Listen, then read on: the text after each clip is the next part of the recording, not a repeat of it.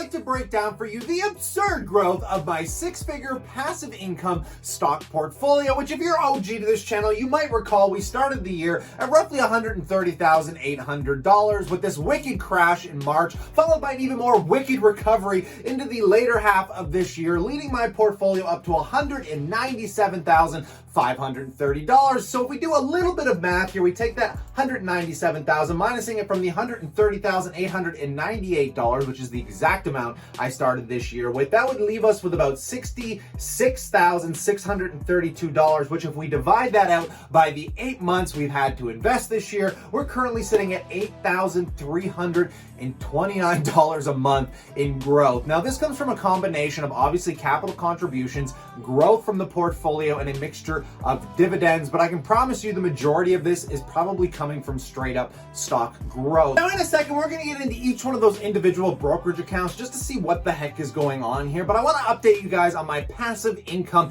endeavors to financial independence, so hopefully one day I can retire early. And honestly, if these numbers can keep up, it's probably going to come a lot faster than I could have thought, though I think this is a little bit more exacerbated by the pandemic, and it's something that's probably not going to continue moving forward. But putting the stock portfolio aside, I've had a lot of luck with actually my YouTube channel, not only just thanks to you guys, but I got really lucky with some sponsored deals. And I really quickly want to show you this, just if you're trying to start your own YouTube channel, it might motivate you a little bit, because I'm by no means a big channel here, but I was fortunate enough to get a bit of a deal from a Netflix original called Immigration Nation, where they used literally like a 10-second clip from one of my YouTube videos on GEO Group, that prison REIT that's very controversial, of course. But putting the controversial stuff aside, they paid me $1,000 to literally use roughly a 10-second clip. So I highly suggest you go check that out. I think it's on episode 3, somewhere like 30 to 40 minutes in. Nothing too crazy, but very interesting nonetheless, because this to me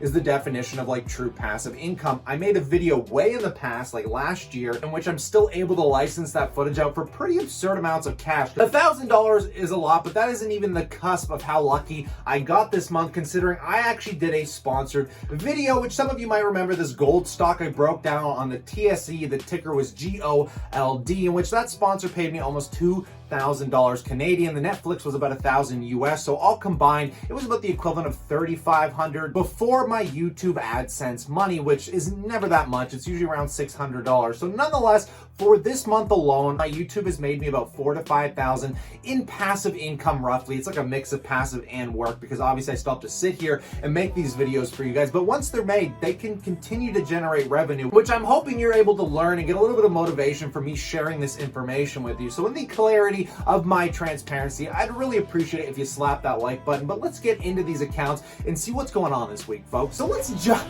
right.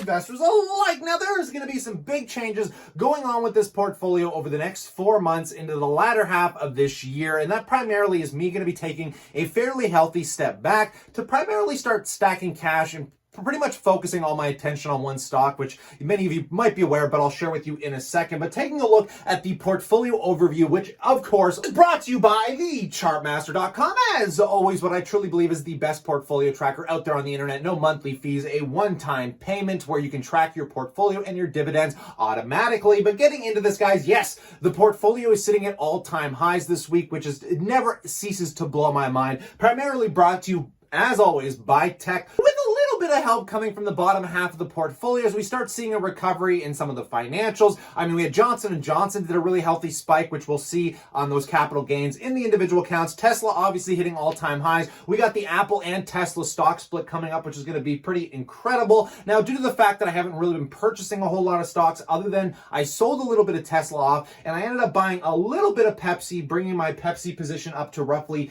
$9,300 and increasing my Pepsi dividends up to $275, giving me a total annual dividend of $7,500 $520, which is the primary reason that I love my stock portfolio, is the fact that it just keeps crapping out cash on the regular. Which if tech just keeps running periodically, I might continue to scale it down and, scale up the bottom half of the portfolio. So let's just take a look at these individual brokerage accounts so you guys can see exactly what I'm talking about here, starting with the tax-free savings account, which I'm not sure is peaking all-time highs just yet, but the portfolio here is worth about $114,000, in which many of you know I reset up an entire drip system to do a little bit of an experiment. And this experiment is just to fully see what companies are offering drip setups that give you discounts, because some companies will actually discount a share repurchase program like Northland Power. I mentioned this last week as well. Northland Power is introducing a 3% discount on share rebuyback. So essentially you're getting 3% off the stock price and you're getting a 3% increase on the dividends, obviously. So I'm going to update you guys as that moves forward. But where I'm primarily more interested in this drip system is on the US side of my portfolio, because many of you know in a tax-free savings account, you are still kind of held up to that withholding tax, which is 15%. But I realized in the past, when I had that drip set up, I was actually avoiding withholding tax, because when they pay you out in shares, you're not getting cash. So the government doesn't seem to tax you. Now, I don't know if that's 100% accurate. Some of you commented in my last video saying that it was. So we're going to find out as more dividends come in here, guys. But obviously, again, tech driving the way with my 30 Apple shares currently up $9,800, the equivalent of almost 15,000 bucks. Microsoft sitting at 13,700. I know I don't talk as much about the lower half of the portfolio, but I really like MO and BTI here. If you guys are looking for discounts in the market, I mean, go to those SIN stocks, because man, are they trading at some pretty healthy discounts right now. Now, on the upper half of the portfolio, like I said, we can see after the Canadian bank earnings, we had a little decent run in Canadian Imperial Bank, which is, starting to come back a lot faster than my Bank of Nova Scotia is. But that is where you might remember I took some of my Apple profits and re-injected it into those Canadian banks. And like I said, I will continue doing that periodically if these stocks keep running at like a 20% clip every single month, because this growth rate is a little bit unsustainable. And, when you get into unsustainable bull runs, usually better option to skim profits. But I always tell you guys, you always want exposure to tech. So don't sell out of your whole tech just because I'm leveraging down a little bit. I will always continue to have exposure. Leading into the next half of our portfolio, we're talking about the managed account, which is sitting just below $20,000. I'm up on my RioCan position, which feels great because that's credit mostly. 5,000 of that is credit, which I'm not going to update you guys on until next month when I start doing the interest payments to show you guys what I'm making versus what it's costing me to leverage 5,000 off that line of credit. But obviously Facebook leading the way here. Currently this position is worth 7,702 Canadian dollars, because this is a Canadian account where I currently hold 20 shares of those Facebooks, and the rest of my Facebook shares are held up in my RBC account, where I did buy more at all-time highs this week, folks. Yes, I purchased Facebook at $275 a share. I got criticized a little bit, buying stocks at all-time highs. It's a little risky, but honestly, I think it was one of the better decisions, because literally the next day, Facebook announced they will be partnering with Big Commerce, I believe is what it is called, to basically bring more e-commerce to the Facebook platform, which drove the stock up over $300 right after I purchased it. So I'm up pretty healthy, almost $800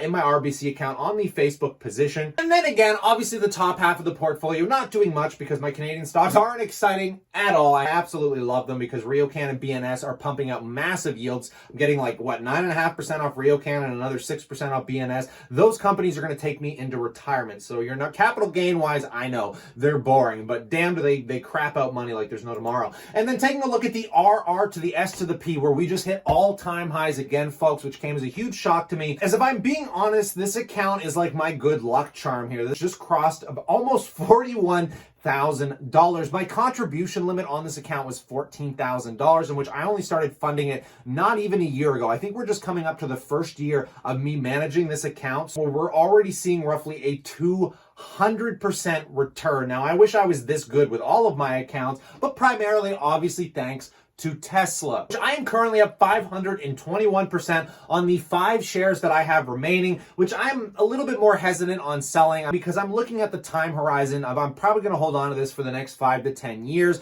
But if it keeps doing these 20 to 30% runs every month, and once we get through this stock split, I might do one more final little bit of a liquidation sale just to keep averaging in the other parts of my portfolio here. Because if we take a look at my Pepsi position, it was 100% funded by my Tesla profits. And a lot of you probably think, oh, well, why would you want to buy Pepsi over Tesla? Well, I like the stability and I love Pepsi products, and I like being able to continue to diversify my portfolio instead of having Tesla being like a $40,000 position, which would be way too overweight for the average diversification that I like having between each one of these stocks. But now Tesla sits exactly where I like it sitting, typically between that $12,000 and $14,000 range, just like my Apple and my Microsoft position. But I also used a little bit of that Tesla profit to buy some Johnson & Johnson, which has currently been running up quite a little bit. I'm up 8.6% on the position, or just over $8,000 in capital gains. Now, I know I sound like a broken record when I say this, but you guys know you always want a decent exposure to those really stable dividend stocks, your Johnson & Johnsons and your Pepsis.